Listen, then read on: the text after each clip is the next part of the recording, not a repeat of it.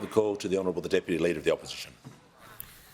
My question is to the Prime Minister and concerns the reaction from Indigenous leaders to the Prime Minister's dismal response to his referendum failure. Alira Davis, an Uluru Dialogue member, said, and I quote, "The PM is moving on tonight. He just wants to go to Washington and prepare for re-election, and we are just a blip." Sally Scales, a member of the First Nations Referendum Working Group, said, and I quote, Order. "The PM was insulting and pathetic. How dare he a cop-out?" Order. Does the Prime Minister remain committed? Yeah, resume. That's okay. Just resume your seat. It's fine. There is far too much noise. There was no question there, but because I couldn't hear what the Deputy Leader was saying, because of the interjections from the member for McNamara, the member for Cooper,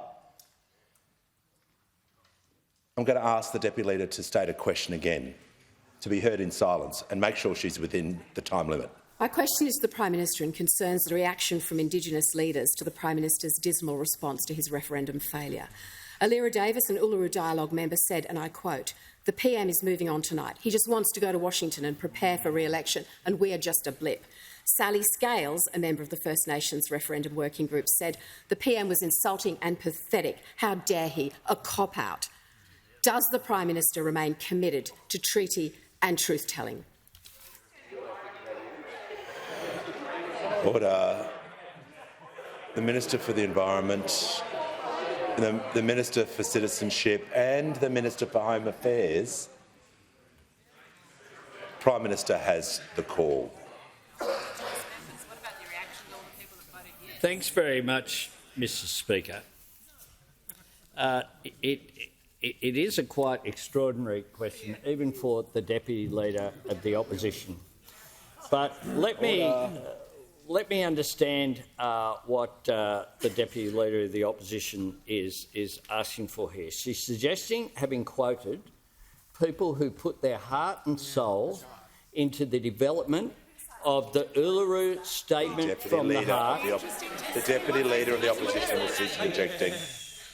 From 2012 at least, but going back from when John Howard promised in 2007 to hold a referendum within 18 months of his election based upon Indigenous recognition.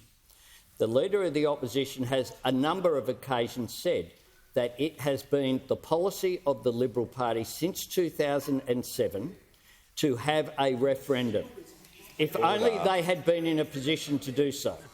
They won in 2013, they won in 2016, they won in 2019, and nothing happened.